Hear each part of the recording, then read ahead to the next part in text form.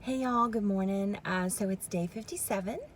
Yesterday was pretty good. I didn't work out in the morning because I had done something to my knee the night before, and I just kind of wanted to give it a rest and try in the evening. And so I did that and really missed working out in the morning, honestly. And then came home and did it was supposed to be an off day technically, but I'm not doing off days. And so I was looking for like a 30-minute workout to do and wound up choosing a live by King. It was called Breakfast Burn. And so I gave that a try, and oh my goodness, it's like a beginner workout, but it's, yeah, I had a hard time. The good thing about it though is that it didn't really require a whole lot of really any time on my knees.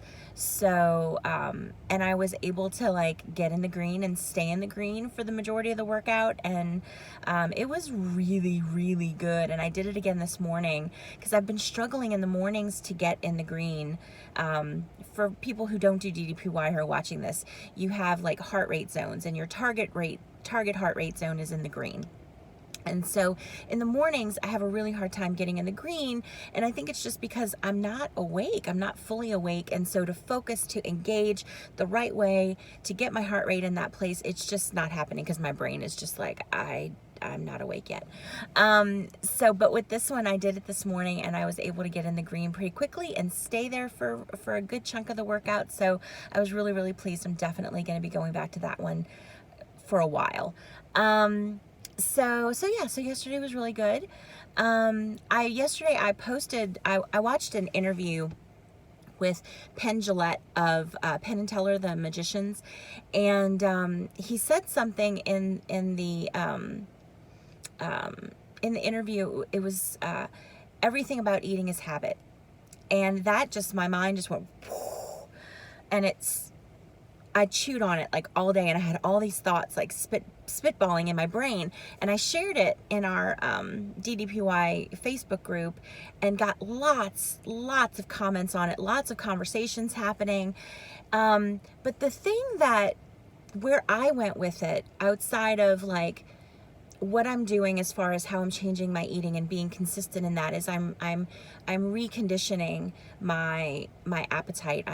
And my food habits, right? But also, and this didn't come up in the comments at all, and I really don't see it. Like, I've watched all the weight loss shows, all these videos on YouTube. Like, you just don't hear a whole lot of people talking about this aspect of it, which is where I went with it. And it's the reality of food addiction and weight loss, and that pendulum swing that happens, and the pitfalls of that I don't think are really talked about a whole lot.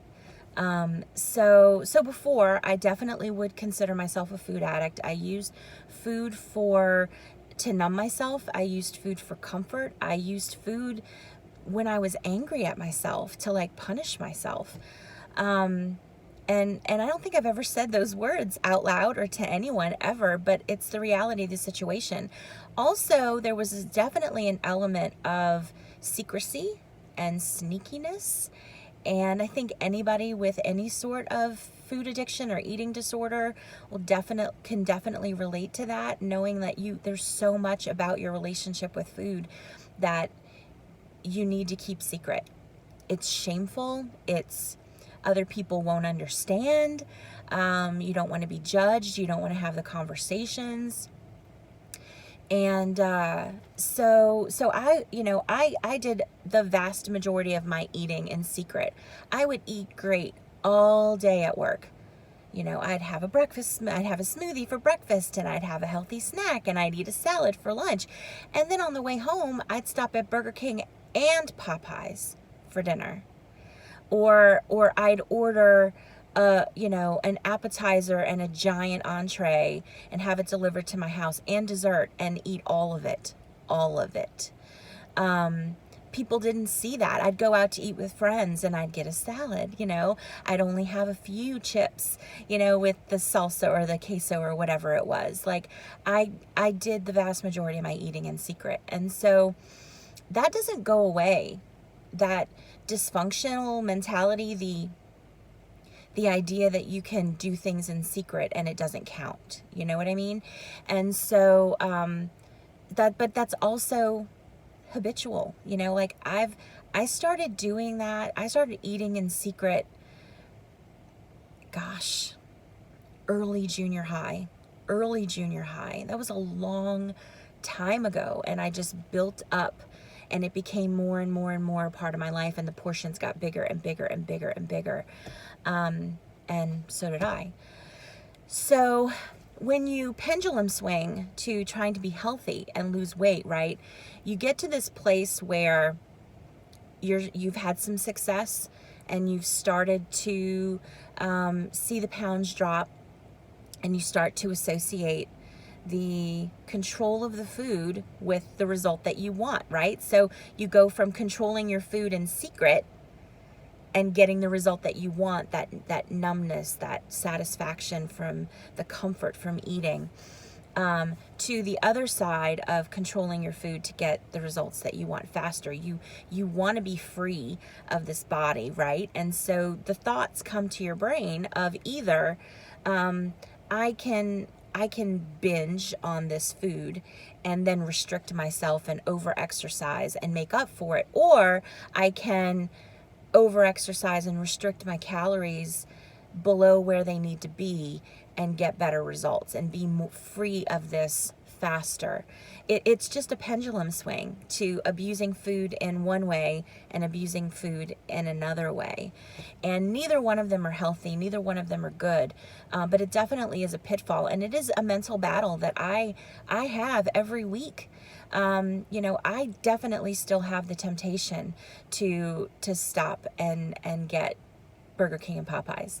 I still have the temptation, the thought of if I eat this on Monday, I can make up for it by the time I weigh in on Friday, or if I get some extra workouts in over the weekend, I can make up for, having this treat on Friday. And, to the other side of, I'm logging my calories, but if I skip dinner, then that'll put me here and I might lose more weight this week. I haven't done any of that.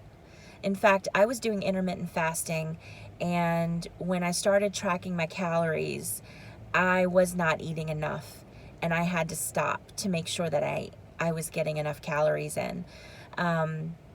So it's, I feel like I know I'm not the only person that deals with this, and I just don't see it talked about anywhere, and it's definitely fits with the whole everything about eating is habit. And so I'm having to retrain myself not only to use food differently, but my internal to think about food differently, and to not feel like I have to find the balance and not abuse it. I was abusing it before, and I was becoming, unhealthy and gaining weight. But the temptation definitely is to abuse it by limiting it and restricting it on this side to get the results that I want. And it's definitely a battle. I can't believe I'm the only person that deals with this. So I guess I just want to say, like, if that's you, like, keep fighting that fight. Keep speaking truth to yourself. Keep making the right choices. Food isn't the enemy. It's the way that we use it. That's the problem. And your body needs food. And I have to keep telling myself all of this, and, I'm working hard. I'm making big changes and celebrating those things. Like, I haven't had Popeyes or Burger King in almost 60 days. I haven't had a binge in almost 60 days. I haven't gone to CVS and bought all the snacks in almost 60 days. Like, I'm eating healthier. I'm feeling better. I'm sleeping through the night. My pain is, like all the things. Just celebrate those things and remind yourself that that is because you're eating well, because you're giving your body what it needs, and making healthy choices. Yeah, it's definitely a mind trip, and just because just because you start losing weight and exercising doesn't mean you're not still a food addict. I know I am. I still have to fight that battle every single day, but it's possible. I really, really, really believe it's possible. Even when I had dieted before, I was still abusing food. When I did low carb, I was overeating all the time because you can on that diet. So I never really dealt with any of those issues. And now, it's so different, and it's mental, physical, emotional, spiritual. It's all the things. And I think the more we talk about this, the more we can do what we need to do to fight it. And I think that keeping that secret is just as harmful as eating in secret is. So go to find somebody, talk to somebody, share, tell them where you are, tell them about the mental gymnastics you have to do, just to get through a day of eating. Be honest, be vulnerable, be real. Nothing is ever going to change in secret. It's got to be shared, and your burden shared, and approached with honesty and truth and integrity and consistency. Like, that's where real change happens. So let's not keep things in secret, especially things that are really, really hurtful and destructive for us. Find somebody to share with, and do it. Be honest, be raw, be real, and let help come to you. So anyway, I've talked way too long as usual, but this was like something that's just been kind of pounding on my heart, and so I felt like it was important to get it all out there. So there you go. I hope that it was helpful or encouraging to somebody, and thank y'all for listening. I hope you have an awesome day, and I'll see y'all next time. Bye.